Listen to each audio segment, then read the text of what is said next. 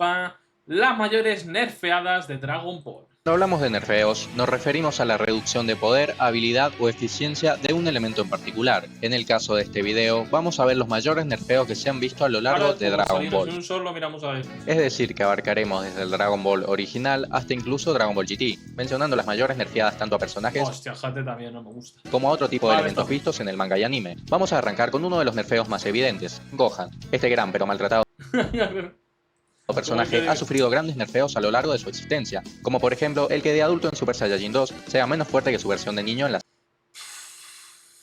Pero Gohan, quiero decir, es una nerfeada justificada, ¿no? Quiero decir, literalmente se pasaba el día tocándose los huevos. saga de Cell, dicho por el propio Vegeta en el arco de Majin Buu. Al menos tuvo su redención en su estado definitivo más adelante. En Dragon Ball GT pasó por lo mismo. No solo perdió su estado místico, sino que además su participación a lo largo de toda la serie fue lamentable. Se rumorea fuertemente que iba a alcanzar el Super Saiyajin 4 en la saga del Super 17, pero aunque sabemos a la perfección de que esa saga fue recortada de forma brutal, no podemos saber si efectivamente si tuvieras que aprender esas técnicas, ¿cuál elegirías? ¿La teletransportación de Goku o el bicho de invocación de Naruto? Invocación. Gohan iba a alcanzar la fase 4, pero sin lugar a dudas, el mayor nerfeo tanto en poder como en diseño incluso viene en Dragon Ball Super. Él, siendo el único personaje capaz de proteger la Tierra en ausencia de Goku y de Vegeta, tuvo un papel lamentable en la saga de Golden Freezer, donde fue completamente humillado y ridiculizado. Lo peor es peor momento de Gohan probablemente. Que todo eso no fue suficiente, sino que los guionistas decidieron matar a Piccolo una vez más, en una de las escenas más lamentables que pudo haber dado Dragon Ball en toda su existencia. Lo mal hecha que está la saga de Freezer en Dragon Ball Super es digna de estudio. Ahora pasamos a lo que podríamos considerar un plot armor. Sabemos de sobra que estas semillas mágicas otorgadas por el maestro Karin pueden hacer casi todo, desde curar a alguien al borde Tío, ¿creéis que alguna vez deberían haber puesto un límite a las semillas? Rollo... ¿Cómo decirlo? Que con personajes demasiado poderosos ya no servían. Claro, servían en su momento porque, digamos, que curaban cierta cantidad de ki, ¿vale? Por así decirlo. No es que curen el ki, pero ya me entendéis. Y ya cuando llegaron a demasiado poder, porque las semillas sí que es verdad que sirven muchas veces para... ¡Ah! Toma, semilla, apañado todo, tío. Yo creo que las semillas se tenían que haber nerfeado en algún momento. De decir, ya está, ya no dan más las semillas, que la puta semilla está de mierda, hermano. Da igual el poder, da igual todo, siempre están ahí. Que es un vídeo recuperando todas las paredes de muerte y ancha. Madre mía, ese vídeo no acabaría. de la muerte, recuperar la energía de quienes lo consumen, no Hay tener muy la poca, pero siempre están en el momento oportuno. Yo, eso de que hay tan pocas... necesidad de alimentarte por 10 días quien las haya comido, e incluso aumentar el poder de los Saiyajin aprovechando su Zenkai en caso de que estén heridos, cosa que Goku hizo. Cura, pero no regenera extremidades, ya bueno, da igual. Tampoco es que en Dragon Ball suelan perder extremidades, el único es Piccolo, pero da igual porque le recupera. ¿Qué contento estás diciendo la semilla pasa con los Zenkai? A mí está bien como está. Pues yo creo que con los Zenkai precisamente fue bueno que desaparecieran. Yo creo que las semillas tendrían que haber sido lo mismo. En su entrenamiento viaja a Namekusei y más adelante también Vegeta, quien pasó de ser humillado por Rikum a ser capaz de derrotar con mucha facilidad a Ginyu y a Whis luego de comerse una y recuperar sus fuerzas. Pero no todo es color de rosas, y para la saga de los androides, Trunks al viajar al pasado le menciona a Goku que en el futuro murió de una enfermedad del corazón y que convenientemente ni siquiera las semillas del ermitaño lo salvaron. Hombre, pero convenientemente, creo que desde el primer momento nos dicen que las semillas no curan enfermedades, ¿no? Nos dicen que solo recupera la energía, pero ni curan enfermedades ni recuperan extremidades, ¿verdad? Ya que estas no curan enfermedades. En época recuerda que están cerca de Yajirobe. Ya, pero siempre hay las necesarias. A ver, estamos hablando de un alimento que es capaz de regenerar extremidades, como lo vimos en el caso de Moro, o situaciones incluso más sorprendentes como Yamcha siendo atravesado por el Dr. Gero, que tras comerse la semilla, se recuperó del tremendo agujero que el androide le había hecho. Dicho esto, que un alimento tan mágico, capaz de regenerar tejidos en cuestión de segundos, no sea capaz de curar enfermedades, desde mi punto de vista es un nerfeo increíble. Pero yo eso no lo veo nerfeo, yo creo que está desde el principio la explicación, ¿no? No sé, ya no me acuerdo. El turno de los guerreros Z en Dragon Ball GT. Desde la saga de Buu, la diferencia de poderes se disparó, sin embargo Goku, Gohan, Vegeta y hasta Goten y Trunks tenían poderes medianamente similares, al menos en sus estados de Super Saiyajin. En Dragon Ball GT se supone que Goku, al ser... Una 5 más, que tampoco muchas. Ya, pero son las necesarias para el arco, ¿sabes? Entonces hay las suficientes. niño nuevamente, sus poderes debieron disminuir. Incluso la idea detrás de volverlo niño era precisamente eso, que no sea tan fuerte. Pero ¿por qué el poder de Vegeta, Gohan y el resto se quedó tan por debajo? Me explico. En la saga de Super 17, después de que los androides se fusionasen, vemos como Gohan y Vegeta, presuntamente en su fase 2, Goten y Trunks en Super Saiyajin, e incluso Ub, quien ya estaba fusionado con Buu, debió mínimo ser mucho más fuerte que un Super Saiyajin 2. Sin embargo, fueron incapaces de mover a Super 17 con sus golpes. Eran literalmente la representación de Krillin cuando atacó a Cell Perfecto en Dragon Ball Z, que ahí tenía todo el sentido del mundo. Pero acá, ¿cómo puede ser que entre los 5 seres más poderosos del universo no pudiesen mover ni un milímetro a Super 17?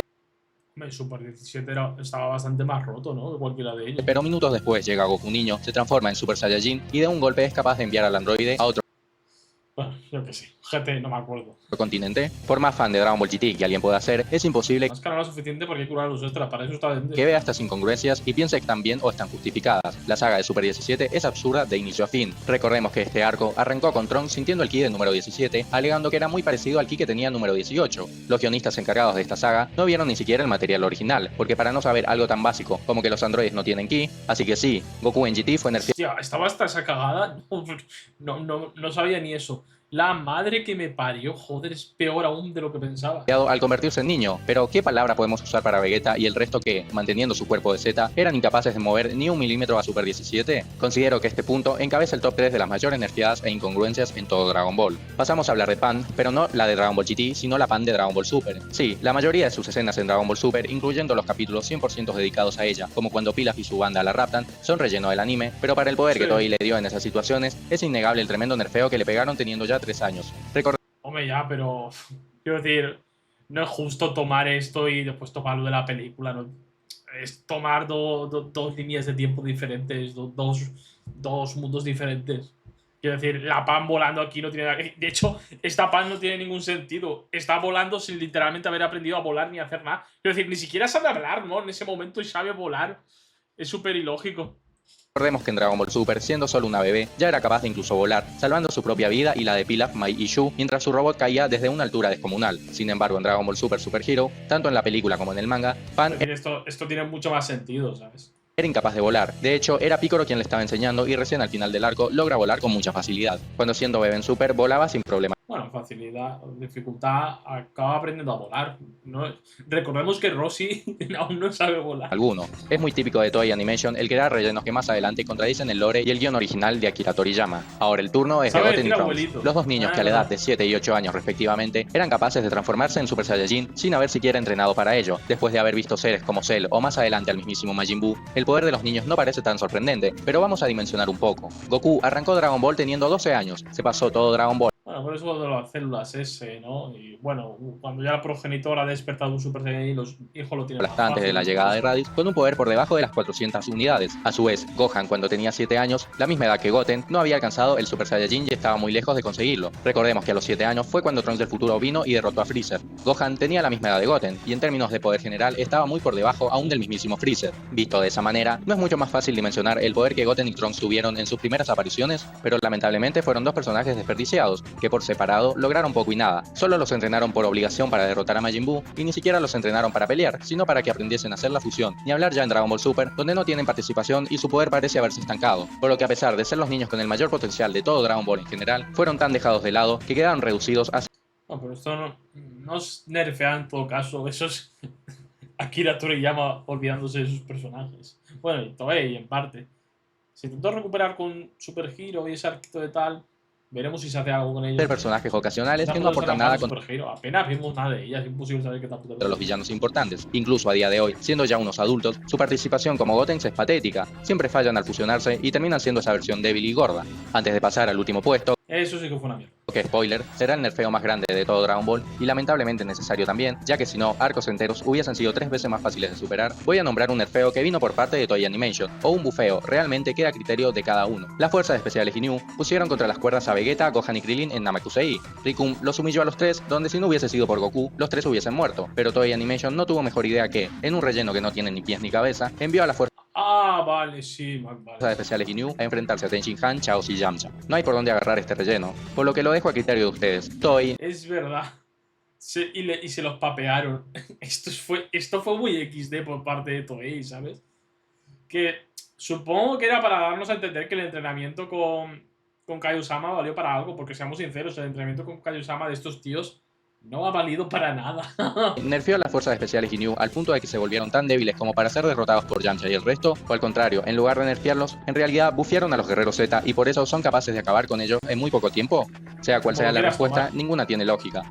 Aparte de que Shinhan está luchando usando la técnica que lo parte en varios, saca clones que técnicamente lo nerfea, la madre que me parió. Vemos que cuando Yamcha y los demás llegan con Kaiosama, Goku ya iba rumbo a Namekusei, y desde ahí hasta que las fuerzas especiales Ginyu fueron derrotadas y visitaron el planeta de Kaiosama, pasaron apenas unos pocos días. Me van a decir que en ese pequeño lapso, Yamcha, quien fue derrotado por un Saiyaman, y Ten Shinhan fue humillado por Nappa, pasaron a derrotar a Rikum y compañía, quienes eran 10 veces más fuertes que Vegeta y Nappa en la saga Saiyajin. No tiene coherencia. Hay dos Ten, sí, pero eso está bien hecho. Ten tiene la técnica que se parte en 4, bueno, se clona. Lo más lógico es pensar en la teoría de que los personajes llegaron agotados a enfrentarse a los guerreros Z, pero tampoco técnicamente eran un alma, ¿no? No estaban agotados, no deberían, ¿no? Es que esa suposición tenga mucho sentido. Y ahora sí, pasamos al mayor nerfeo en todo Dragon Ball, incluyendo Z, GT, Super y Daima. Y estoy hablando de Majin Buu. Sabemos que su poder se vio reducido al apartar su parte maligna en Dragon Ball Z. De hecho, haciendo unos simples cálculos, yo creo que quedó por debajo de un Super Saiyajin 2. Por eso al final de Z, cuando se enfrentó a Kid Buu, este último lo humilló de mil maneras, pero en Dragon Ball Z la resurrección de Freezer y en Dragon Ball Super lo tuvieron que nerfear por el bien de la trama. Pasó de ser un personaje que solo necesitaba descansar 5 segundos a... Ay, sí, a ver, es que a Buu hay que quitarlo normalmente, sobre todo en las sagas de torneo, porque el tema... Uy, perdón, le acabo de dar una hostia a la mesa, habrá sonado en el micro, supongo. El tema de la magia en los torneos estaba muy roto, ¿sabes? Sobre todo la magia curativa. De hecho, se nos dice, ¿no? Cuando van a hacer el torneo del poder, nos dicen que Buu sería un gran participante por el tema de la magia y tal. Aunque bueno, seamos sinceros, Buu después en la saga de Moro, es verdad que no es él técnicamente, pero recibe un power up bonito, ¿no? Necesitar dormir por horas, días e incluso meses, cada vez que pasaba un evento importante en el que él podía ser un aliado crucial. Así el pobre Mr. Satan se ahorra el dinero. Que alimentar al puto Buu no tiene que ser barato, Estaba dormido. Pasó en la saga de Golden Freezer en el arco del universo 6 contra el universo 7 y más adelante se repetiría una vez más en la saga del torneo de la fuerza. ¿Se imaginan a Majin Buu participando en todos estos eventos? Definitivamente todo hubiese sido mucho más fácil, por lo que de la lista considero que este es el nerfeo más entendible. Es un personaje que puede curar, se puede regenerar, puede absorber oponentes y es prácticamente inmune a los daños. Sin embargo, en parte lo redimieron en el arco de Moro, donde personalmente me puse feliz de volver a verlo en acción, ya que si bien en poder no había mejorado mucho, era inmune a la magia de Moro, que era lo que realmente volvía peligroso al villano y fue capaz de ponerlo en apuros. Sin embargo, su participación se Carlos, ¿por qué siempre te pasan tantas cosas? redujo una vez más cuando dejó salir al sagrado Kaiosama para que se enfrentase al villano de turno. ¿Te han hecho una maldición o algo? Lo que en definitiva, Majin Buu es un personaje tan roto que no les quedó otra que nerfearlo. Sí, es que es lo que pasa cuando personajes con habilidades así. Por el bien de la trama. Ahora es tu turno. ¿Qué otros nerfeos crees que se me pasaron por alto? ¿Hay alguno del top con el que no estés de acuerdo? Tranquilidad.